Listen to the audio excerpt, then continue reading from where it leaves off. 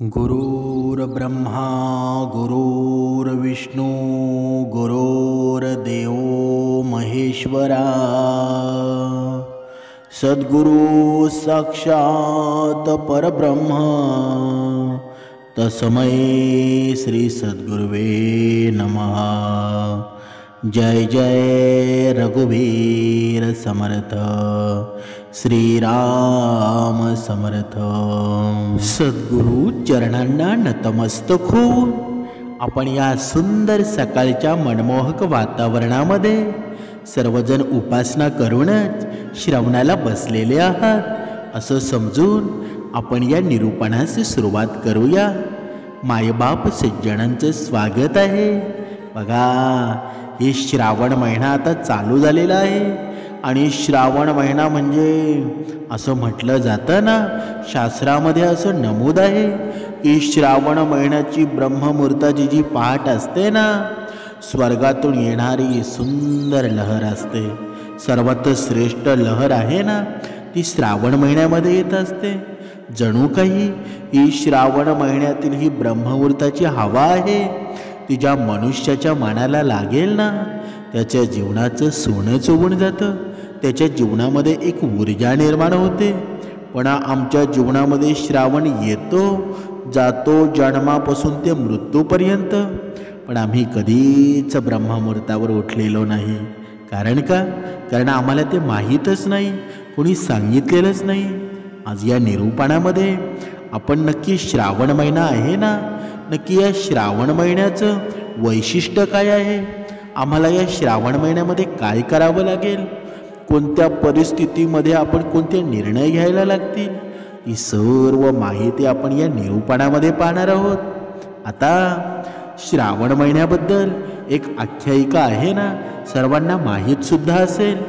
जेव्हा सनत कुमारांनी भगवान शिवशंकरांना श्रावण महिन्यावर आपलं इतकं प्रेम का असा प्रश्न विचारला ना, तेव्हा भगवान भोलेनाथ काय म्हणाले बरं?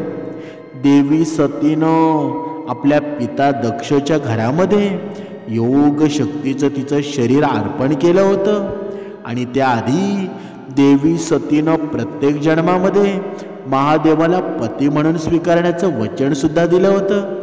आपल्या दुसऱ्या जन्मामध्ये देवी सती हिमाचल आणि राणी मैनाच्या घरामध्ये मुलीच्या रूपामध्ये जन्म घेतला। तिचं नाव पार्वती, आणि या पार्वतीनं या युवा अवस्थेतील श्रावण महिन्यात कुठलाही आहार न घेता कठोर उपवास पाळला आणि शिवशंकरांना प्रसन्नच केलं ना, आणि त्यांच्याशी विवाह केला। तेव्हापासून हा श्रावण महिना आहे ना, महादेव शिवशंकर यांच्यासाठी खास ठरला। भगवान शिवशंकर यांना श्रावण महिना अधिक प्रिय असण्याचं आणखीन एक कारण आहे, म्हणजे श्रावण महिन्यात भगवान शिव पृथ्वीवर आले होते आणि आपल्या सासरच्या घरी गेले, तेव्हा त्यांच्या अर्घ्य आणि जलाभिषेक यांनी स्वागत करण्यात आलं। श्रद्धेनुसार भगवान शिवशंकर प्रत्येक वर्षी श्रावण महिन्यामध्ये सासरच्या घरी जायचे।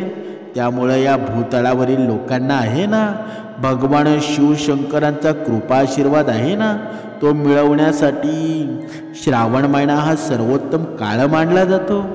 म्हणून पौराणिक कथांमध्ये सुद्धा म्हटलेलं आहे की श्रावण महिन्यात महासागर मंथन केलं गेलं होतं आणि सागर मंथन केल्यानंतर जे विष बाहेर निघालं ना, भगवान शंकरांनी आपल्या घशात घेऊन संपूर्ण जगाचं रक्षण केलं। पण विष प्यायल्यानंतर महादेव शिवशंकरांचा गळा निळा झाला। बघा, म्हणूनच त्यांचं नाव सुद्धा निळकंठ महादेवाचं ठेवलं गेलेलं आहे। आपण पाहतो ना, कधी कधी काही फोटोंमध्ये मूर्तींमध्ये तो निळा कंठ असतो ना, बघा कधी कधी आपल्याला पाहायला मिळतो। म्हणजे विषाचा प्रभाव कमी करण्यासाठी सर्व देवी देवतांनी त्यांना पाणी अर्पण केलं। म्हणूनच या शिवलिंगावर जळ अर्पण करण्याचे विशेष महत्त्व आहे। आता पहिली गोष्ट राहिली अशी की ज्यावेळी श्रावण सोमवार असेल त्यावेळी बघा काही मोठमोठे व्रतवैकल्ये करतात, मोठमोठे उपवास करतात। पण भगवान शिवशंकर काय म्हणतात बरं, जरी माझ्या पिंडीवर तुम्ही पाणी जरी घातलं ना आणि एक फूल जरी घातलं तरी मला तुमचा उपवास पोचत असतो. मग जास्त मोठमोठे उपवास करून जास्त पैसे खर्च करण्याची काही गरज आहे का बरं? अजिबात नाही. खरी भक्ती आहे ना ती आपल्या मनामध्ये असायला हवी. पण प्रत्येक भक्ती मार्गामध्ये, प्रत्येक गोष्टीमध्ये, प्रत्येक व्रतामध्ये भगवान शिवशंकरांचं हे सानिध्य आहे ना, भगवान शिवशंकराची ही ऊर्जा आहे ती श्रावण महिन्यामध्ये भरपूर तेजस्वी निर्माण झालेली असते. जर या महिन्यामध्ये तुम्ही भगवान भोळेनाथांकडे कोणती मागणी केली ना तर तुमची पूर्ण झालीच म्हणून समजा. पण दर सोमवारी न चुकता भगवान शंकरांच्या मंदिरामध्ये जाऊन त्या पिंडीवर पाणी अर्पण करा. यामुळं आहे ना श्रावण महिन्यामध्ये भोळेनाथांना पाणी दिल्यास विशेष फळप्राप्तीसुद्धा होते. म्हणजे शिवपुराणामध्ये असं सांगितलेलं आहे की भगवान शिव स्वतः जल आहेत आणि म्हणूनच पाण्याच्या साह्यानं त्यांची उपासना केली त्यातून चांगलं फळ मिळतं. यात शंका आहे का बरं? काहीच नाही. शास्त्रामध्ये असं सांगितलेलं आहे की भगवान विष्णू श्रावण महिन्यामध्ये योग निद्रामध्ये जातात. म्हणूनच सर्व भाविक आणि संतांसाठी हा वेळ आहे ना अत्यंत मौलिक आहे. हा 4 महिन्यांचा वैदिक यज्ञ आहे जो पौराणिक व्रताचा एक प्रकारच मानला जातो ना. याला चौमासा देखील असं म्हणतात. म्हणजे भगवान शिवशंकर हे विश्व चालवण्याची जबाबदारी स्वीकारतात. म्हणून भगवान शिव श्रावणातील मुख्य देवता बनतात. म्हणून आपण बघा आज श्रावण जेव्हा येतो ना तेव्हा भगवान शिव यांची ती पिंड आठवते. आणि ती पिंड आहे ना जर भक्तिभावाने जर दर सोमवारी तुम्ही न चुकता दर्शन घेतलं ना तर तुमच्या जीवनाचं भाग्य पलटायला सुद्धा वेळ लागणार नाही. म्हणून श्रावण महिन्यामध्ये भगवान शंकरांची आपल्या कुटुंबियांसह पूजा करावी. आणि या महिन्यात भगवान शिवाच्या रुद्राभिषेकाला विशेष महत्त्व आहे. या महिन्यामध्ये दररोज रुद्राभिषेक करता येतो. आणि इतर महिन्यामध्ये शिववासातील मुहूर्त आहेत ना ते मुहूर्त पाहूनच रुद्राभिषेक करावा लागतो. म्हणून भगवान शिवशंकरांच्या या रुद्राभिषेकामध्ये पाणी, दूध, दही, शुद्ध तूप, मध, साखर, गंगा पाणी आणि ऊसाचा रस आहे ना इत्यादीनं स्नान केलं जातं. म्हणून अभिषेक केल्यावर भगवान शिव बेळपात्र, शमीपात्र, कुशा इत्यादींनी प्रसन्नसुद्धा होतात.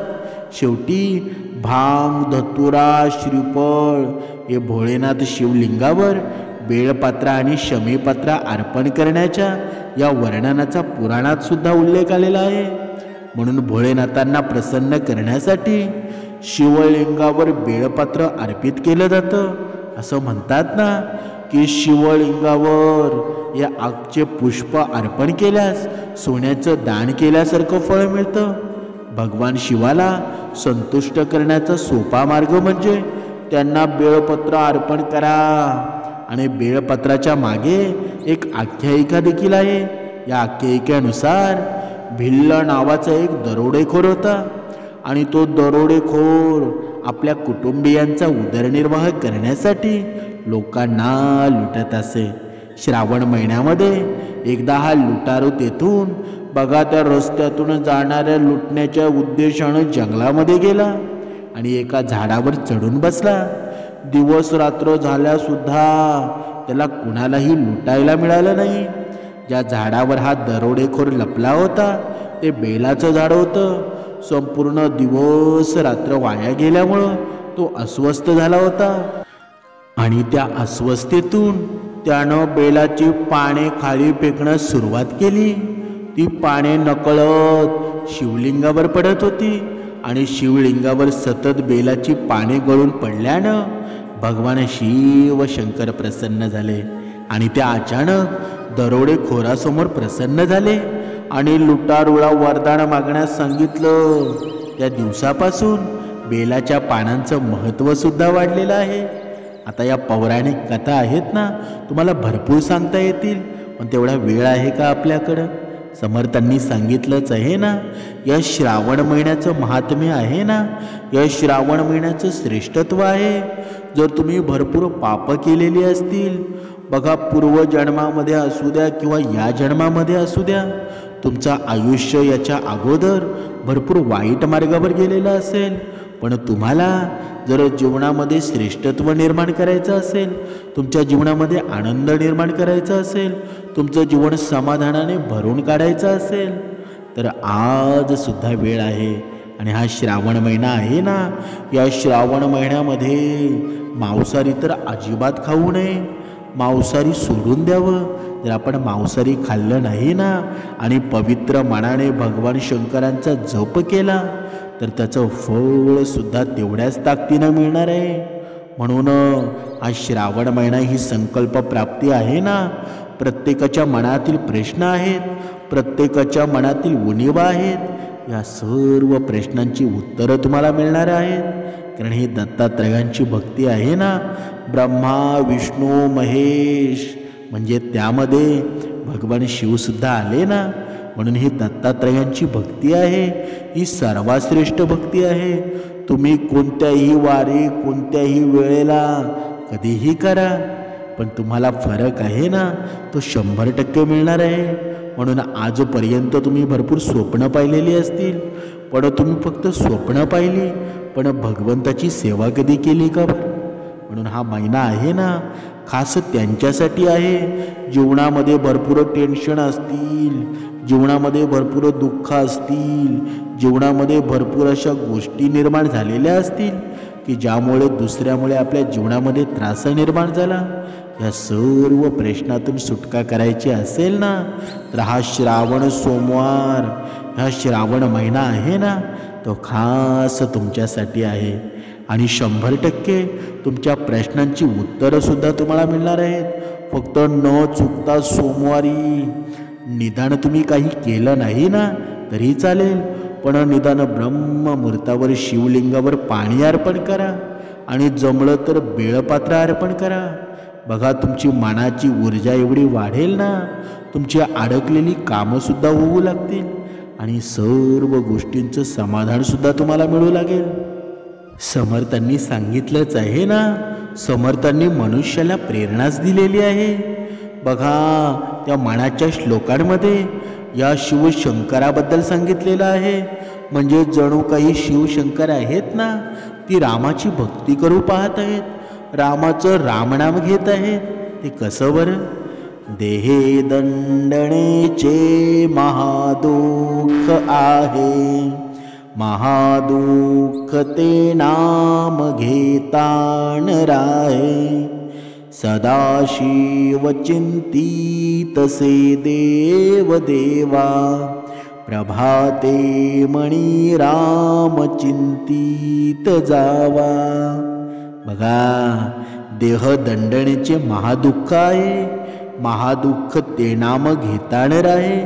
म्हणजे काय बरं? म्हणजे शरीराला होणाऱ्या वेदना असू द्या, तुमच्या आजार असू द्या, मोठमोठी संकट असू द्या, शारीरिक दुःख असू द्या, या जगामध्ये जन्म घेतल्यावर आहे ना, प्रत्येक प्राणी दुःख भोगत असतो. कधी रोगरूपी, कधी वियोगरूपी, कधी संकटाच्या स्वरूपामध्ये. या शरीराला होणाऱ्या यातना आहेत ना, त्या भरपूर कष्टदायक असतात. परंतु हे महान दुःख भगवंताच्या नामस्मरणापुढे टिकत नाही.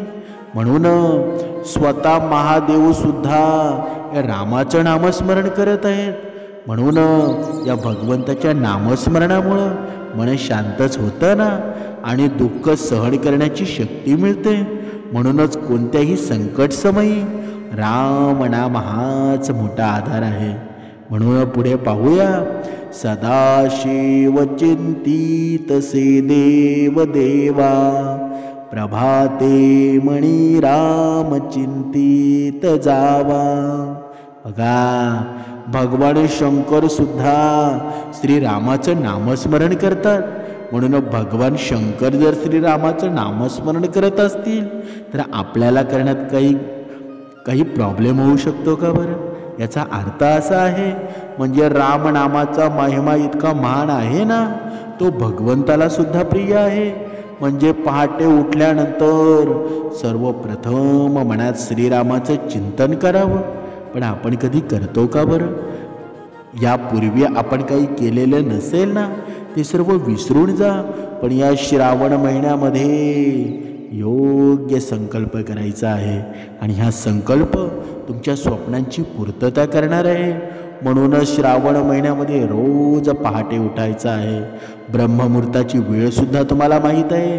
आजपर्यंत भरपूर तुम्ही पैसे कमावलेले असतील, भरपूर गोष्टी तुम्ही जिंकलेल्यासुद्धा असतील, पण त्यामध्ये तुम्हाला समाधान आलेलं आहे का बरं? आणि हे समाधान आहे ना, ते भगवंतरूपी नामामध्ये आहे. म्हणून या श्रावण महिन्यामध्ये त्याचा सर्वात मोठा फायदा तुम्हाला होणार आहे. म्हणूनच श्रावण महिन्यामध्ये ब्रह्ममुहूर्तावर उठा आणि ब्रह्ममुहूर्तावर उठून आहे ना, भगवान शिवाची उपासना करा. आणि म्हणजे तुमच्या मनामध्ये जी देवता असेल ना, त्या देवतेची उपासना करा. ती भगवान शिवांपर्यंत नक्कीच पोचेल. आणि भगवान शिवांच्या त्या पिंडीवर तुम्ही पाणी अर्पण करा आणि बेलाचं पानसुद्धा वाहा.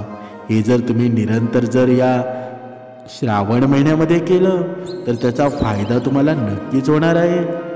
आता आपण पाहूया श्रावण महिन्यामध्ये उपवास कसा करायचा, व्रत कसे करायचे.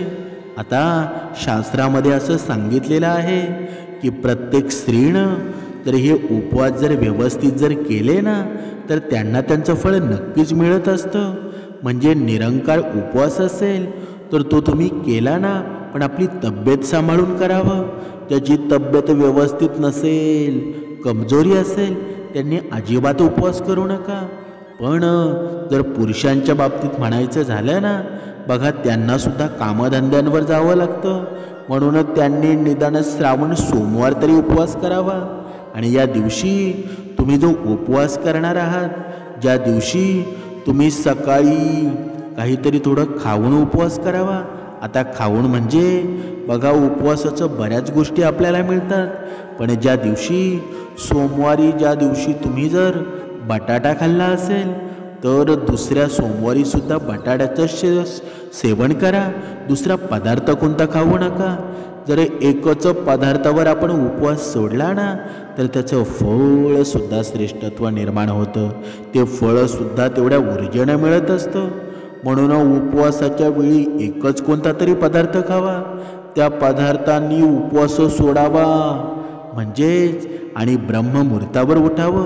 निदान श्रावण महिन्यामध्ये सोमवारी जरी ब्रह्ममुहूर्तावर उठलात ना, आणि सोमवारी ब्रह्ममुहूर्तावर उठून भगवान शिवांच्या त्या पिंडीवर जे सांगितलेलं आहे, दूध अर्पण करता आलं तर दूध अर्पण करा, पाणी अर्पण करता आलं तर पाणी अर्पण करा. आणि म्हणजे तो अभिषेक घालायचा आहे. आणि बेलाचं पान नक्की घेऊन जा. जर हे सर्व तुम्ही योग्य वेळी केलं ना, बघा तुम्हाला ब्रह्ममुहूर्तावरच करावं लागेल. आता ब्रह्ममुहूर्त तुम्ही म्हणाल की कधी चालू होतं बरं? जेमतेम पहाटे 3:40 ते जेमतेम पहाटे 6 वाजेपर्यंत हा काळ आहे ना, तो ब्रह्ममुहूर्ताचा आहे. पण निदान 5 वाजेपर्यंत तेव्हापर्यंत तरी मनुष्यानं उठावं.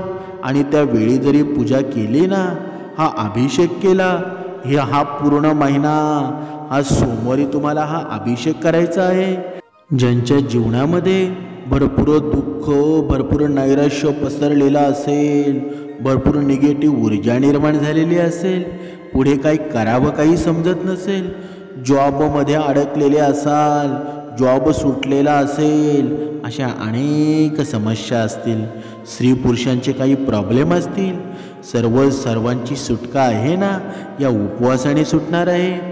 म्हणून आपले काही प्रॉब्लेम असतील ना, बघा हातामध्ये जलाभिषेक घ्या आणि ती पिंडीवर अर्पण करा. आणि तो संकल्प आहे ना, पूर्ण जोपर्यंत श्रावण महिना संपत नाही तोपर्यंत नित्य नेमानं दर सोमवारी तो अभिषेक करायचा आहे.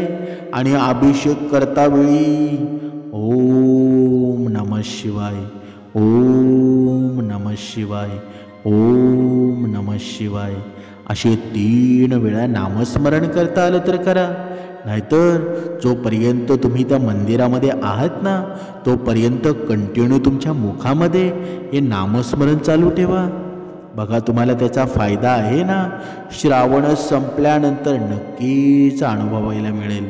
आणि मनामध्ये भक्ती शक्तीची रिद्धी सिद्धी, भक्ती ही श्रद्धा, तुमचे विचार, फक्त भगवंतावर विश्वास ठेवा. तुमच्या जीवनाचं भलं झाल्याशिवाय राहणार नाही, तुमचं कल्याणच होणार आहे. फक्त विश्वासानं, भक्ती मार्गानं केलेली कोणतीही भक्ती असते ना, ती कधीच वाया जात नाही. म्हणून आजही वेळ गेलेली नाही. वाईट कर्म विसरून जा. चांगला महिना आलेला आहे, या चांगल्या महिन्याचा फायदा करून घ्या आणि जीवनामध्ये आयुष्य आनंदी आनंद करा. जय जय रघुवीर समर्थ.